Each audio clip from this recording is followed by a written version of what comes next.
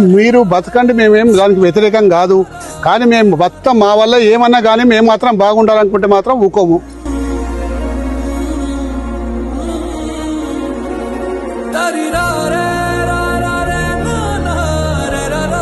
ఇంకా గోదాం ఎన్ని రోజులు నడిపిస్తారు మీరు? ఇక ఈ విధంగా పెట్టి పబ్లిక్ ఇబ్బంది చేస్తారా మీరు? సంవత్సరాల నుంచి లాకేజ్ కూడా వచ్చి కాగితం రాసి ఇచ్చిపోయి ఇప్పటిదాకా మీరు ఖాళీ అయ్యారా?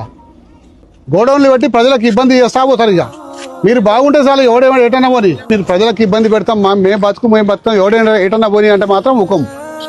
ఇది మంచి పద్ధతి కాదు. ఇట్లా అడ్డమైన సీసాలు, అడ్డమైన బాటలు అన్ని తీసుకొచ్చి ఇక్కడ పడేస్తారు. పక్కన ఇల్లు కట్టుకుంటే ఇక కాలిపోయి ఆ ఇంట్లో లోపల టీవీలు కాలిపోయినా, అన్ని కాలిపోయినాయి. ఎవరు కట్టిస్తారా? 2019 పోయింది, 20 పోయింది, 21, 26 వచ్చింది. ఇంకా ఖాళీ చేయకుండా చేయాలని మాట్లాడతావు. आप लोग छोटी किराए के लिए लोगों को तकलीफ नहीं देना, समझे? आप किसी हाल यहाँ खाली कराओ, लोगों को बहुत तकलीफ हो रहा, समझे?